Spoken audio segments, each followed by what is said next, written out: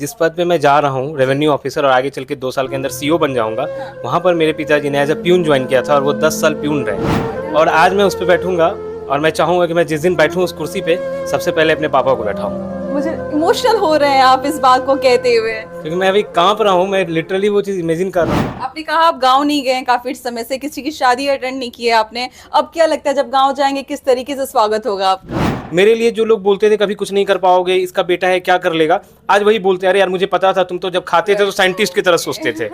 तो मेरे फ़ोन में आपको टेलीग्राम के अलावा कुछ नहीं मिलेगा। मैंने आज तक इंस्टाग्राम डाउनलोड नहीं किया, मैंने ट्विटर डाउनलोड नहीं किया, मेरे कोई फेसबुक अकाउंट नहीं है। सीरियसली तो किसी रिलेटिव ने ये बोल दिया कि आपने अपने बेटा को तो एलडीसी बना दिया, वो तो पूरा दिन जैसे आप चपरासी रहे, पूरे वो दिन चपरासी से बीत जाएंगे उनके। और एट द एंड मेरे माँ बाप दोनों आके घर में रोए और मुझे बताया, बट उन्होंने अपनी आंसू नहीं दिखाए, बट मैं समझ गया।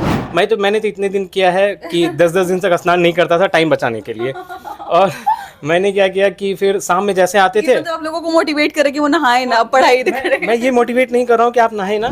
और पापा का एक उम्मीद था, मुझे लगता था मेरे पिताजी एक चपरासी बन के अगर अपने बच्चों को इतना दूर तक ले गए हैं तो एक ब्यूरोक्रेसी का मन उनके अंदर है जो मैं पूरा कर दूँ। इनके पिताजी पहले पियोन थे सीईओ के ऑफिस में, आज हो गए खुद सीईओ बने हैं। नमस्कार, मैं हूं अंजलि और आप देख रहे हैं द इंडियन स्टोरीज। देखिए, बीपीएससी का रिजल्ट आ गया है, त्योहारों का समय चल रहा है, लेकिन सेलिब्रेशन बीपीएससी के रिजल्ट का भी इसके साथ साथ चल रहा है। हम ऐसी ऐसी कहानियों को आप तक पहुंचाने की कोशिश कर रहे हैं जो कहीं ना कहीं आपको इंस्पायर करे, मोटिवेट करे।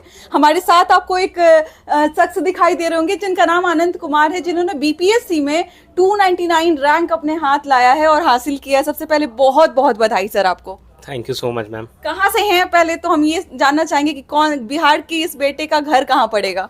मधेपुरा। मधेपुरा से हैं आप? Yes ma'am. आपको खासियत थोड़ी सी बता दें कि इस इंटरव्यू को करने का जैसे मैंने शुरुआत में कहा था कि हम ऐसी कहानियों को लेकर आ रहे हैं जो इंस्पायर और मोटिवेट करें।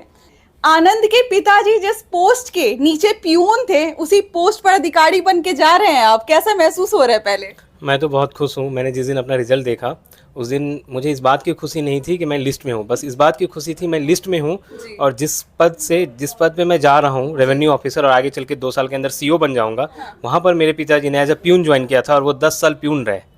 ये मेरे लिए बहुत खुशी की बात थी। मैं जब बचपन में था तो जब उनके साथ घूमने जाता था ऑफिस, तो पापा को देखता था एक प्यून का काम करते हुए, तो जब कभी ऐसे लगता था कि चेयर टच करता था सीईओ का, तो पापा बोलते थे उसको टच नहीं करना, उस पर ऑफिसर बैठते हैं। और आज मैं उस पर बैठूंगा और मैं चाहूंगा कि मैं जिस दिन बैठूं उस कुर्सी पे सबसे पहले अपने पापा को बैठाऊं। रिजल्ट देख के आपको खुशी तो हो गई, पिताजी का क्या रिएक्शन था कि मेरा बेटा उस पोस्ट पे जा रहा है जिसको मैंने उसको छूने से मना किया था? यस, ये पापा तो सबसे पहले जैसे सुने रोने लग गए।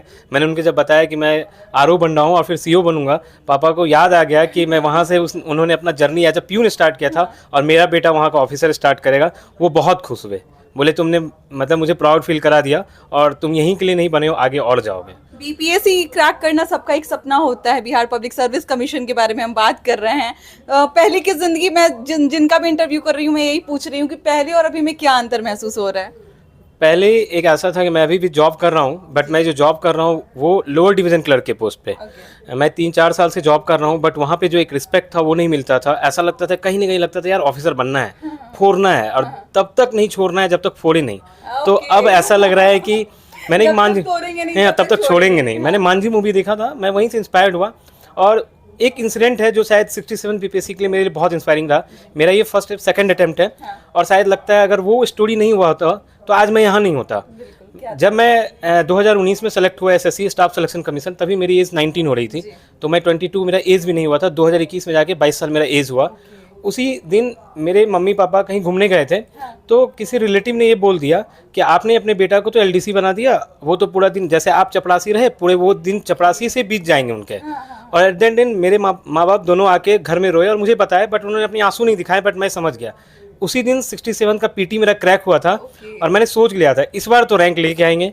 और मैंने फिर जब 299 रैंक आया तो मैंने सबसे पहले अपना रिएक्शन यही दिया कि पूरी दुनिया से बोल दो कॉपी दैट। अरे बाप रे, पूरी दुनिया से बोल दो कॉपी डैट। मतलब आपके चेहरे पे मुझे इमोशनल हो रहे हैं आप इस बात को कहते हुए। क्योंकि मैं अभी कांप रहा हूँ, मैं लिटरली वो चीज़ इमेजिन कर रहा हूँ। मुझे बस यही लग रहा था क्योंकि मैंने एक मूवी देखा था मिशन मंगल, और उसमें भी ऐसा दिखाया गया था कि जब पूरी दुनिया को विश्वास नहीं होता, पूरा वर्ल्ड को, कि इंडिया मार्स पे पहुंच जाएगा, उसी तरह मुझे लगता था कि मैं कहीं एलडीसी बन के रह जाऊं, मेरे पिताजी चपरासी बन के रह जाएंगे। और मेरे से जो मेरे घर में 2 भाई हैं, एक मेरे भाई एनआईटी सिलचर से सिविल इंजीनियर है, फिर मेरे बड़े भाई अभी जॉइंट कमीशन ऑफिसर हैं इंडियन आर्मी में, मेरी दीदी ने गोल्ड मेडलिस्ट है वो साइकोलॉजी से, और सभी बहुत आगे थे, बट मैं एक था।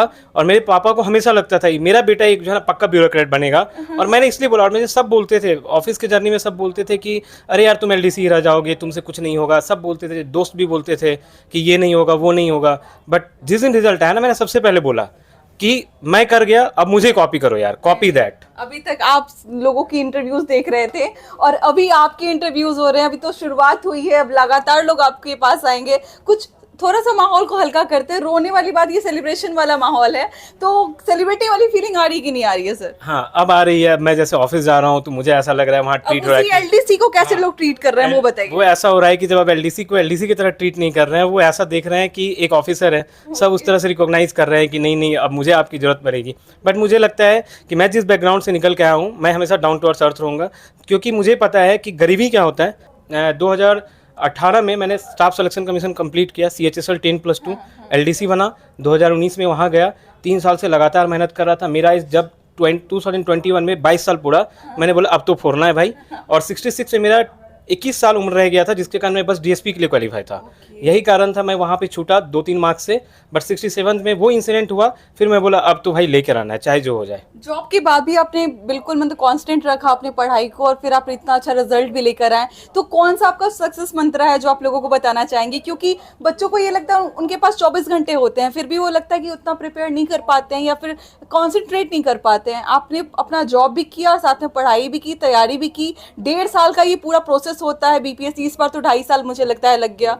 तो कैसे ये मतलब क्या सक्सेस मंत्र है इसके पीछे? मुझे लगता है कि मैं क्या करता था, मेरा ऑफिस रहता था 9:30 से 6:30, तो इस टाइम में तो टाइम नहीं मिलता था। बट मैं क्या करता था, सुबह उठता था एकदम शार्प 6 बजे जग जाता था, 6 से 9 में 3 घंटे पढ़ के जाता था। मैंने तो इतने दिन किया है कि 10-10 दिन तक स्नान नहीं करता था टाइम बचाने के लिए। और मैंने क्या किया कि फिर शाम में जैसे आते थे, तो आप लोगों को मोटिवेट करें कि वो नहाए ना, पढ़ाई करें। मैं ये मोटिवेट नहीं कर रहा हूँ कि आप नहाए ना, बट मुझे लगता है अगर आप अपना 1.5 साल सारा चीज़ सेक्रीफाइस कर देंगे। मुझे लगता है 4 साल से मैं अपने गाँव नहीं गया, मुझे लगता है मैं जॉब में था, मैंने आज तक एक शादी अटेंड नहीं की। मैं ये नहीं कर रहा हूँ कि आप इंजॉय ना करें, बट मुझे लगता है अगर आपके पास जुनून है और लगता है कि मुझे करना है, तो बस भाई करना है, उसके लिए सब कुछ सेक्रीफाइस कर सकते हैं। आज मैं जब से रिजल्ट आया, मैंने शायद अभी तक द हिंदू छुआ नहीं है, लेकिन मुझे पता है मैं भले एक दिन वॉशरूम ना जाऊँ, मैंने द हिंदू नहीं छोड़ा है।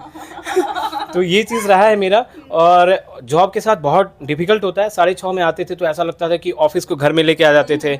मुझे स्टार्टिंग में ऐसा मुझे याद है, मैं 1 साल में कम से कम 60 बार अपना रेजिग्नेशन लेटर फाड़ चुका हूँ। हर बार रेजिग्नेशन लेटर फाड़ता, मतलब लिखता था कि आज रिजाइन कर दूंगा क्योंकि मुझे यूपीएससी क्रैक करना, बीपीएससी क्रैक करना है। बट याद आता था कि चला जाऊंगा, फिर पैसे कहाँ से लाऊंगा पढ़ने के लिए, फैमिली बैकग्राउंड ऐसा है, सब कुछ है। तो ऐसा भी होता था कि मेरे घर में जितने भाई हैं, मेरी बहन है, सब सक्सेसफुल है। और पापा का एक उम्मीद था, मुझे लगता था मेरे पिताजी एक चपरासी बन के अगर अपने बच्चों को इतना दूर तक ले गए हैं, तो एक ब्यूरोक्रेसी का मन उनके अंदर है जो मैं पूरा कर दूं। तो वो मोटिवेट करता था। मैं आता था, फोन स्विच ऑफ कर देता था। 6:30 बजे से लेकर मैं नेट 11 बजे तक फोन स्विच ऑफ रखता था। तब तक कोई ऑफिस का फोन नहीं आता था, कुछ भी कर ले, दुनिया इधर से उधर हो जाए। मैंने अपनी मम्मी को भी फ़ोन कर रखा था। मैं अपने ऊपर में एक भैया रहते थे, मैं उनका नंबर दे दिया, आपको कुछ ज़रूरत पड़े तो आप मुझे फ़ोन करो, नहीं तो फ़ोन मत करना। और 11 बजे फिर फ़ोन खोलता था, माँ को फ़ोन करता था, फिर 12 बजे सो जाता था और मैं 6 बजे से फिर लग जाता था। मतलब मैं 24 घंटा एक तरह से बोले तो मैं सपना भी देखता था तो ऐसा लगता था कि अरे यार आज LSW का ये एम्प्लॉइज कंपनसेशन एक्ट का ये डाटा गलत है, नहीं ये सही होगा। तो ये ऐसा हो गया था, पागलपन था। क्योंकि मैं जिस बैकग्राउंड से निकला हूँ, पॉवर्टी बहुत ज़्यादा मैंने देखा है। और मधेपुरा ऐसे भी अभी भी बहुत कम अवेयर हैं लोग, वहाँ के लोग मतलब मुझे लगता है बहुत लेस एजुकेटेड है। तो मुझे लगता है कि एक ऐसा इंस्पिरेशन निकलना चाहिए कि लोग भी बोले कि मैं कर सकता हूँ। आपने कहा आप गांव नहीं गए काफी समय से, किसी की शादी अटेंड नहीं की है आपने, अब क्या लगता है जब गांव जाएंगे किस तरीके से स्वागत होगा आपका? मुझे लगता है कि मेरी गांव जो है वो मुझे बहुत अच्छा स्वागत देंगे, मैं उम्मीद करता हूँ। बट मैं उस स्वागत से भी ज़्यादा, अगर वो ना भी मिले या मिले भी, वो मेरे लिए मैटर नहीं करता है। मैटर करता है मैं उस अपने माँ बाप के आंखों में खुशी देखना चाहता हूँ। ये तो आप डाउट ही नहीं रखिए कि अब आपके माँ बाप के आंखों में तो गर्व है ही, वो खुशी है ही, साथ में गांव वाले पूरे खुश होंगे कि मेरे यहाँ का बेटा इतना अच्छा किया। जितने सारे स्टूडेंट्स आपको देख रहे हैं, उनको आप अपनी तरफ से क्या कहना चाहेंगे जो बहुत स्ट्रगल करते हैं? क्योंकि ये एग्जाम ऐसा है कि आपको मेंटली प्रिपेयर्ड रहना पड़ता है, फिजिकली आपको स्ट्रांग रहना पड़ता है और फाइनेंशियली तो है ही। तो उनको क्या आपकी तरफ से मैसेज होगा? मैं एक चीज़ बोलना चाहूँगा, अगर इस एग्ज़ाम को क्रैक करना है तो मैं 3 चीज़ बोलना चाहूँगा। सबसे पहले हार्ड वर्क, खुद पे बिलीव, और तीसरा आपका बैकग्राउंड। आप एक काम, मैं बता रहा हूँ, मैंने जब से 10th किया है, 12th किया, उसके जब मैं जॉब में गया, मैं तब से मतलब कनेक्ट हुई नहीं हूँ अपने फ्रेंड्स से। आप अपनी तरफ बिल्कुल भी नेगेटिव वाइब्स ना रखें, हमेशा पॉजिटिव वाइब्स रखें, और अपने पास उन लोगों को रखें जो आपको मोटिवेट करते हैं। जैसे मैं जब जॉब में था, मेरी ये जो अभी 2021 से 23 की जर्नी रही है, मेरे जॉब में मैं उनका नाम लेना चाहूँगा, जो अभी सुपरिटेंडिंग इंजीनियर है, मिस्टर अजीत कुमार। उन्होंने मुझे बहुत मोटिवेट किया। और मैंने मेरे फ़ोन में अगर आप देखेंगे अभी भी कॉल डिटेल्स, तो मेरे बस 1-2 फ्रेंड, वो भी अच्छे फ्रेंड, और बाकी ऑफिस कलीग्स और मेरे माँ बाप के अलावा आपको किसी का नंबर नहीं मिलेगा। सो दुनिया कुछ भी बोले, मेरे लिए जो लोग बोलते थे कभी कुछ नहीं कर पाओगे, इसका बेटा है क्या कर लेगा, आज वही बोलते हैं, अरे यार मुझे पता था, तुम तो जब खाते थे तो साइंटिस्ट की तरह सोचते थे। तो वो जो है ना बदल जाते हैं। तो मुझे लगता है आप खुद पे सेल्फ कॉन्फिडेंस रखें और जितना हार्ड वर्क कर सकते हैं करें, और बस एक ही चीज़ ध्यान में रखें, जब तक तोड़ेंगे नहीं तब तक छोड़ेंगे नहीं। आनंद, लास्ट क्वेश्चन एक मेरा ये है ना, मुझे सर बोलना चाहिए एक्चुअली, आनंद सर, मेरा एक लास्ट क्वेश्चन ये है कि मैंने हमेशा मतलब ये चीज़ सुना है कि डिस्ट्रैक्शन हैम्पर्स सक्सेस, मतलब डिस्ट्रैक्शन बहुत ज़्यादा होता है। जो आपकी उम्र में जाके ये प्रिपरेशन करते हैं, उनके लाइफ में बहुत सारी चीज़ें होती हैं, जैसे डेटा ख़त्म हो जाता है, रील्स नहीं बन पाते हैं, गर्लफ्रेंड नहीं मिल पाती हैं, ये अलग अलग तरीके के बहुत सारे, खाना स्पाइसी नहीं मिल पाता है, बहुत तरीके के मतलब डिस्ट्रैक्शन उनके आउटसाइड में रहता है। तो उनको क्या कहना चाहिएगा? मैं ये कहना चाहूँगा, क्योंकि अभी जो आप डिस्ट्रक्शन की बात कर रहे हैं, मैं भी अभी भी उसी एज में हूँ, 24-25 में हूँ। जब प्रिपरेशन स्टार्ट किया तब भी उसी एज में था। तो मुझे भी ऐसा लगता है कि डिस्ट्रक्शन आती है, जैसे एक गर्लफ्रेंड की डिस्ट्रक्शन आती है, बहुत लोग उसमें बहक जाते हैं, रील्स देखते हैं, ये करते हैं। बट मुझे लगता है, मैं अपना बता रहा हूँ, मैंने इधर कुछ दिन पहले जब रिजल्ट आया उसके 2 दिन बाद मैंने व्हाट्सएप बनाया। मेरे फ़ोन में आपको टेलीग्राम के अलावा कुछ नहीं मिलेगा। मैंने आज तक इंस्टाग्राम डाउनलोड नहीं किया, मैंने ट्विटर डाउनलोड नहीं किया, मेरे कोई फेसबुक अकाउंट नहीं है। सीरियसली मैं ये झूठ नहीं बोल रहा हूँ, सीरियसली बोल रहा हूँ। ढूंढेंगे कैसे अब आपको? मुझे अब मैंने व्हाट्सएप बना लिया है अभी, और टेलीग्राम पे हूँ। तो उस पर मुझसे कनेक्ट हो सकते हैं, मैं जितना चाहूँ उनको मदद करूँगा। बट एक चीज़ है, मुझे लगता है कि इस जर्नी में ऐसा बोला जाता है कि लड़कियाँ जो है ना डिस्ट्रक्शन होती है, ऐसा नहीं है। मेरी एक बहुत क्लोज फ्रेंड है, अब मैं उसे गर्लफ्रेंड का नाम नहीं दूंगा, बट मेरी क्लोज फ्रेंड है, उसने मुझे बहुत हेल्प किया है। और सो ऐसा बोला जाता है ना, क्योंकि जिस तरह से मेरी माँ है, एक सक्सेस के पीछे ऐसा बोला जाता है कि लड़कियां डिस्ट्रक्शन होती है, नहीं, मुझे लगता है मेरी माँ जितनी मेरे लिए मुझे यहाँ तक पहुँचाई, जितना मेरे भाई पहुँचाए, मेरे बड़े वाले भैया, मेरे जो मझले भैया, मेरी दीदी, मेरे जीजाजी, उन्होंने मुझे बहुत आगे बढ़ाया है। मेरे पापा ने बहुत आगे बढ़ाया, और जो मेरी फ्रेंड है उसने भी मुझे बहुत आगे बढ़ाया है। शायद उसका भी आज बहुत बड़ा कंट्रीब्यूशन है मेरी सक्सेस में। चलिए, मुझे लगता है कि जितने स्टूडेंट्स हैं, जितने मतलब तैयारी करने वाले हैं या फिर नहीं भी करने वाले हैं, कोई किसी कैटेगरी के होंगे, मुझे लगता है कि एकदम फ्रेश फील करेंगे जब आप इनके इंटरव्यू को देखेंगे। मुझे लग रहा है कि मुझे भी माइक छोड़ के मुझे भी प्रिपरेशन करना चाहिए, इतना अच्छा मुझे लगा। जिस जोश से आपने बताया, मुझे लगता है ये बहुत लोगों के काम आएगा ये वीडियो। तो क्या कहना चाहेंगे आनंद जी के बारे में, हमारे साथ जरूर शेयर कीजिएगा। मिलते हैं अगले वीडियो में एक नई कहानी और एक नई जानकारी के साथ। बहुत बहुत शुक्रिया।